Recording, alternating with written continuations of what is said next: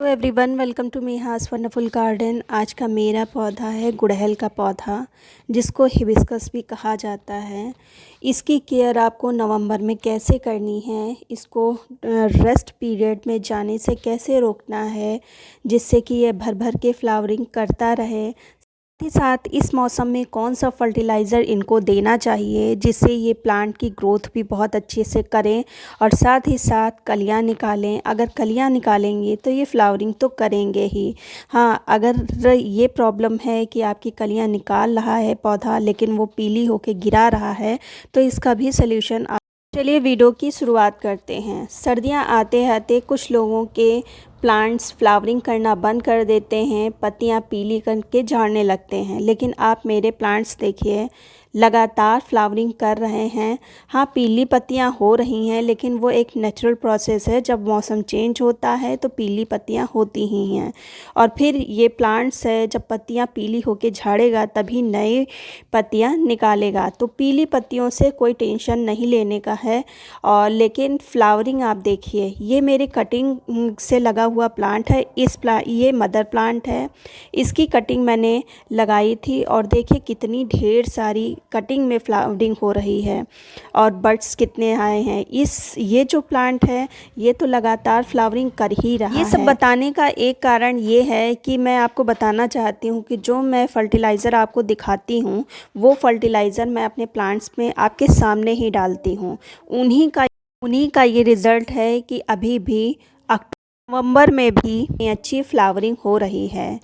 तो कहने का ये है कि आप अगर लगातार फर्टिलाइज़र डालते रहेंगे, इनकी केयर करते रहेंगे, तो ये प्लांट रेस्ट में नहीं जाएंगे।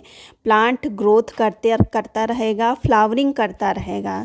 तो ये मत करें कि अक्टूबर आ गया, नवंबर आ गया, दिसंबर आ गया, इनकी केयर रोक देना है, ये प्लांट रेस्ट में चले गए हैं।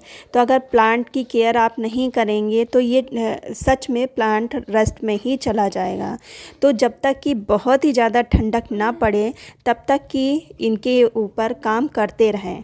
जो सबसे पहला आपको काम करना है, इनको दिखाना है फुल सनलाइट।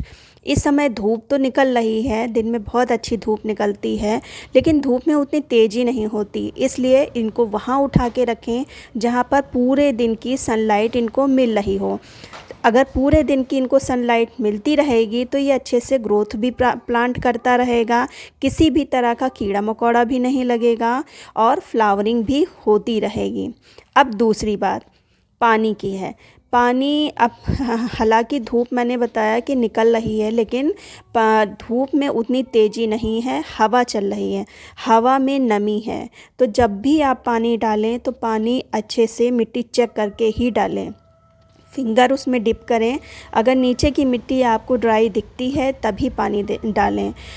हालांकि देसी में कोई प्रॉब्लम नहीं होगी अगर ओवर वाटरिंग हो गई, लेकिन ये जो हाइब्रिड प्लांट होते हैं इनमें ओवर वाटरिंग के कारण बहुत ही ज़्यादा प्रॉब्लम होगी, क्योंकि इनकी जो रूट होती है वो बहुत ही सॉफ्ट होती है, जिसके कारण अगर पानी ज़्यादा कर देंगे तो इसके जो रूट हैं वो गलने लगेंगी। तो इसलिए पानी हमेशा संभाल के डालिए, अच्छा होगा चेक कर लें मिट्टी तभी पानी इस पे डालें। अब तीसरी बात है मिलीबग का लगना, ब्लैक एफिड्स का लगना। इस मौसम में बहुत ही ज़्यादा कलियों पर, इसके प्लांट की टिप पर मिलीबग लग जाती है, जिसके कारण प्लांट की ग्रोथ रुक जाती है।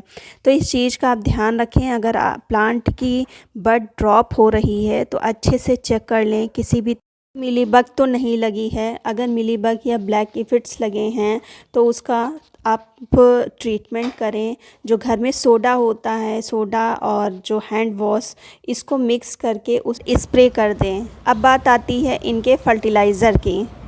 पहली फर्टिलाइज़र केमिकल है।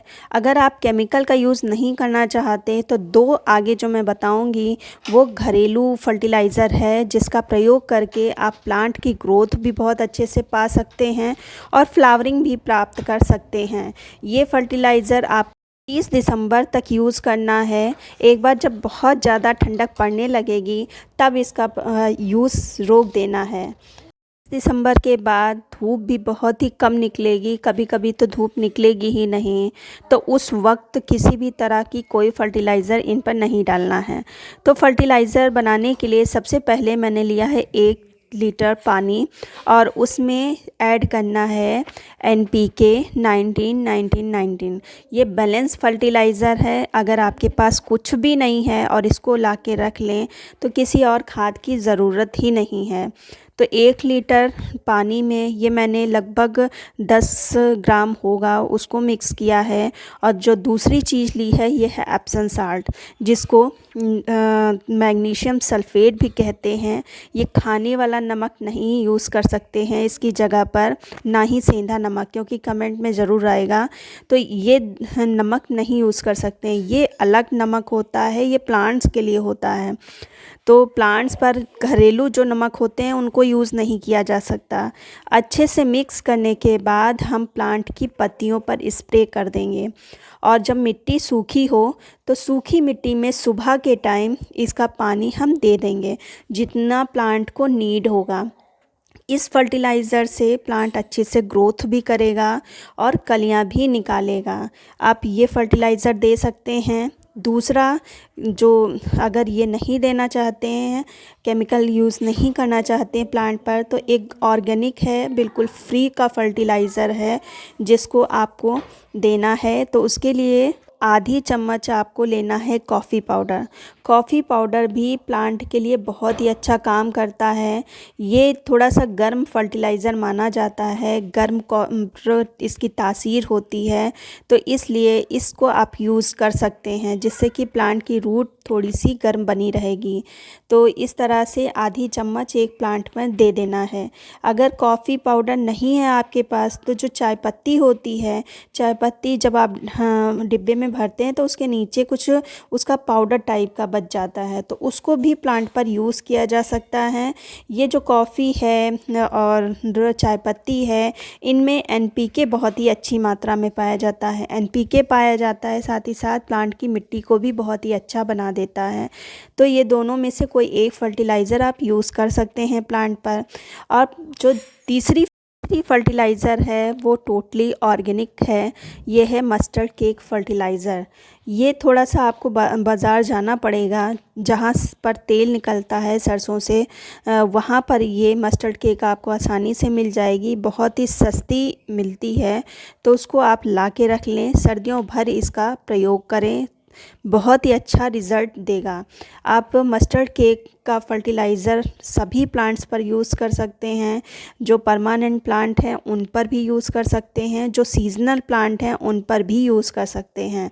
बहुत ही अच्छा रिज़ल्ट देता है। लेकिन बनाते समय एक चीज़ का ध्यान रखिएगा कि फर्टिलाइज़र बहुत ही थिक नहीं लेना है, पतला बनाना है, क्योंकि अगर थिक होगा तो सर्दी का मौसम है, फंगस लगने का डर बना रहेगा। और फिर बहुत ही ज़्यादा हार्ड भी प्लांट पर नहीं देना है फर्टिलाइज़र। पतला आप डालिए, 7-7 दिन के अंतराल पर डालिए, प्लांट बहुत ही अच्छे से ग्रोथ करता रहेगा। उम्मीद करती हूँ वीडियो अच्छा लगा होगा। अगर अच्छा लगा है तो लाइक कर दीजिए।